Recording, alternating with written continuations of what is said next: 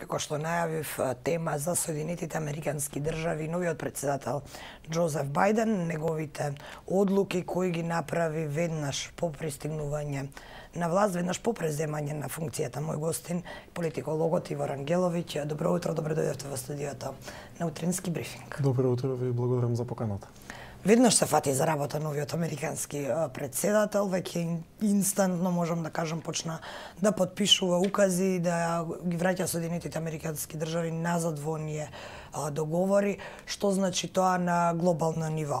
Нуклеарниот договор, Парискиот за климатски промени, Светската здравствена организација, што значеше Америка надвор од овие договори, што ќе значи сега повторно враќање назад? Па, токму така, за почеток ова и се очекуваше од господинот Бајден, како што и сами кажавте, за сега се укази, меѓутоа се очекува повеќето од нив да прераснат во одредени легислативи. Во тој контекст ќе видиме каква поддршка ќе добие Бајден пред се во оној демократски кампус. Меѓутоа добро е што Соединетите Американски држави се враќаат на политичката сцена, на светската политичка сцена. Нивното отсуство видовме како се одрази со одредени настани во светот. Сега овие укази, некои од нив можеби се очекуваше да не бидат веднаш во првите денови, малце да се размисли за одредени нешта, како ќе пристапи, значи не е техничко самото враќање на САД во овие организации, туку и што ќе значи нивното присуство. Сметам дека овој пат многу важно ќе биде за останатите членки на дали е тоа НАТО, Светската здравствена организација или било која друга организација, да се воведе некој механизам со кој САД во иднина нема туку така повторно да напушта, па да се предомислува да влегува, нели, за сето ова да добие една сериозност. Каков ќе биде тој механизам, ќе видиме понатаму. Еден од тие механизми е секако легислативите низ Конгресот па и Сенатот. Меѓутоа се очекува Бајден да ја зацврсти присутноста на САД.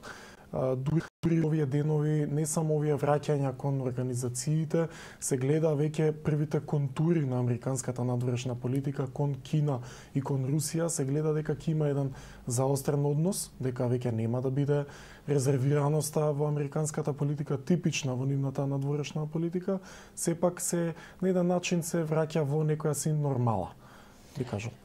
Веќе ја споменавте, Русија, таму немири во Москва, над 3000 приведени по апсењето на Навални, на опозиционерот, а веќе руските медиуми велат дека тоа е иницирано, големите протести дека се иницирани од страна на САД. САД од друга страна можеме да, ако се присетиме наназад со сите претходни нивни избори, председателски велат дека Русија им прави сајбер напад. Колку има вистина во овие тврдења и во едните и во другите? Овие препукувања се случуваат можеби со векови, најде во последниве неколку десетина години. На некој начин се една модерна студена војна, би кажал, не толку интензивна, нели, како што беше онаа првата. Меѓутоа, сега да обвинувате дека протестите се организирани од САД, кои до вчера не се знаеше уште дали ќе постои инаугурацијата и сите оние моменти, сметам дека се на некој начин политички излез за моменталната влада предводена од Путин во Русија. Протестите во Русија, значи, беа поддржани и од Европската унија, и од гласновокрниците на Европската унија, и од многу други земји. Значи, се очекува веќе во овој 21 век, во 2021 година, да повеќе не се затвараат политички неистомисленици, опозиционери и така натаму. За жал, ова прерасна во една пракса за време на владењето на Путин во Русија. Не сум сигурен дека ќе потклекне на овие притисоци од САД и од ЕУ. Веројатно не многу брзо, меѓутоа се ќе зависи од таа консолидација на новата администрација на САД со светот и пред се со Европската унија. Можеби доколку се консолидираат и односите и редовите, овој притисок во иднина би значал нешто и во политиките во Русија, ќе видиме. Војната политика.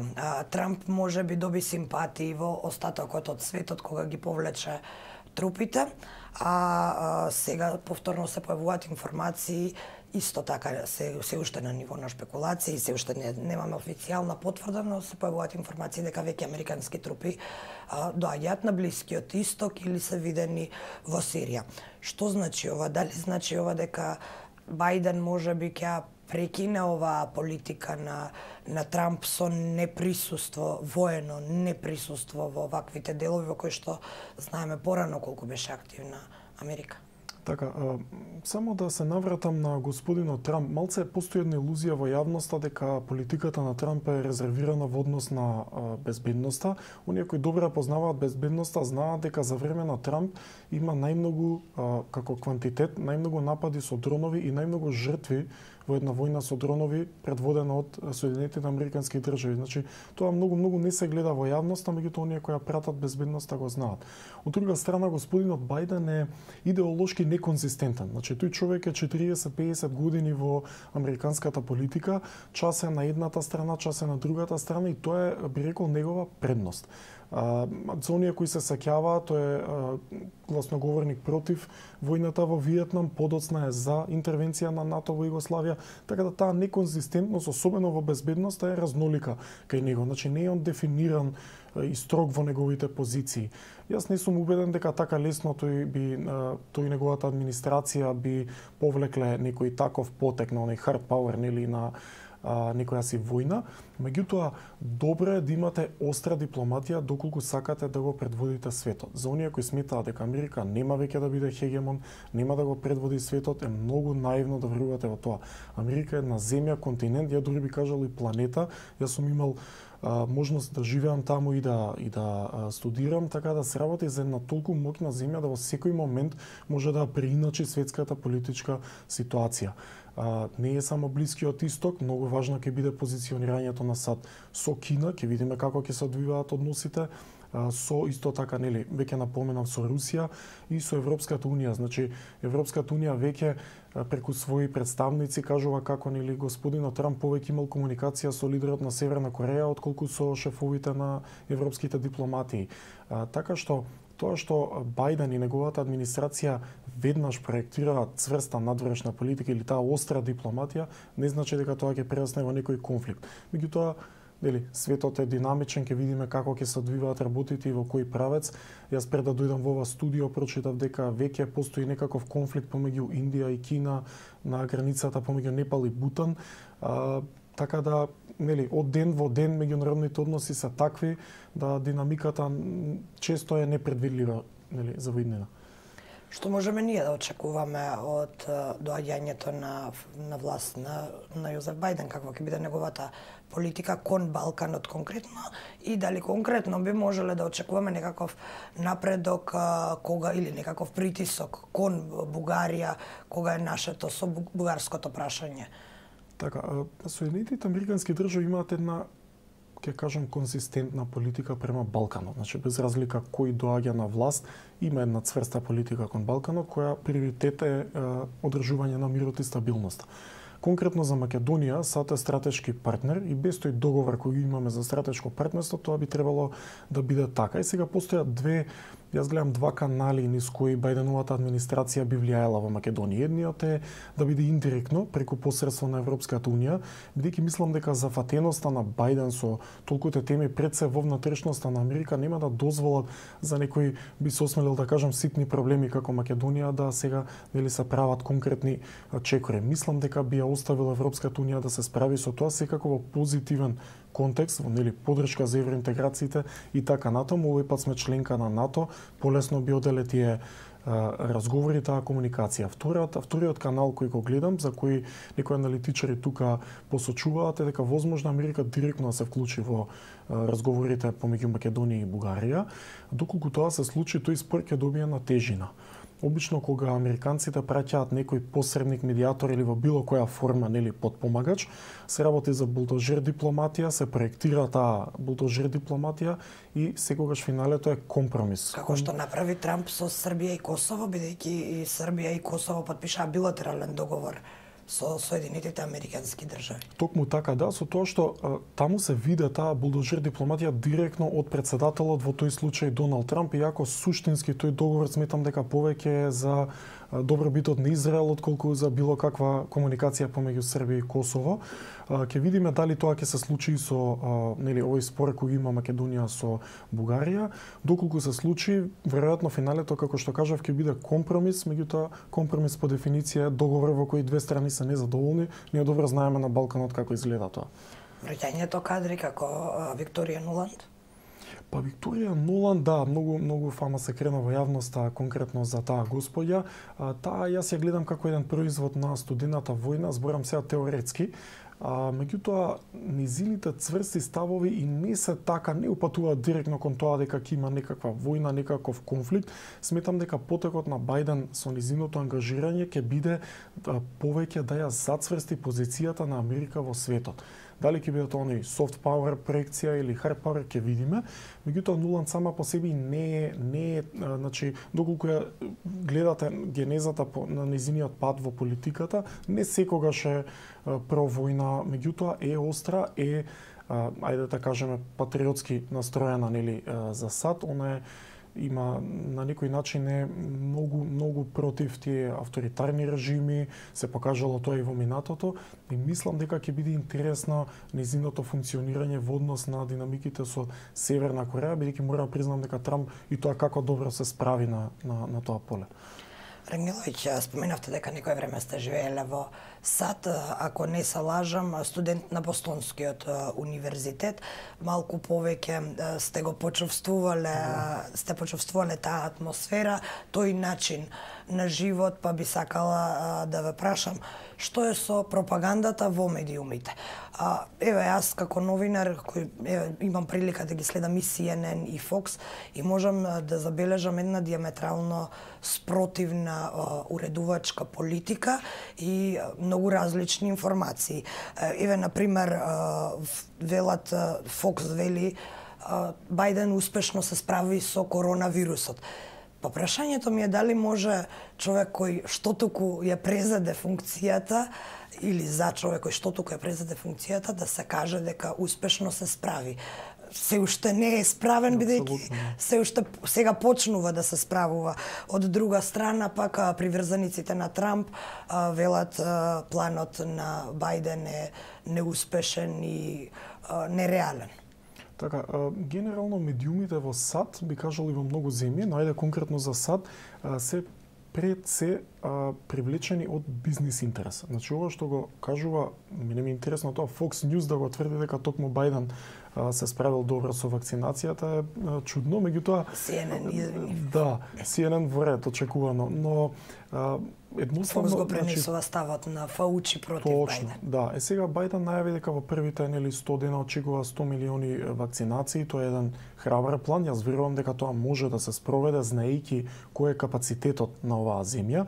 Медиумите досега мислам дека не се нашле во таква ситуација да се судрат на идеолошка платформа во Америка. Значи секогаш таму демократските вредности, па и би отишол понатаму и капитализмот биле недоприливи теми за медиумите и во рамки на тие теми се разговарало. Меѓутоа, со доаѓањето на Трамп на претседателската функција, некако се изменија тие работи. Сметам дека овие медии, како што се Fox News, ги има многу, сакаат да го привлечат вниманието на рурална Америка, на оние на американците од средната класа и од работничката класа, кои на некој начин се жртви на глобализацијата, жртви на таа деиндустриализација, значи таа целосна релокација на американското производство, индустријско производство од Америка во земјите со ефтина работна сила, каде што ја гледам стрштано на нееднаквоста.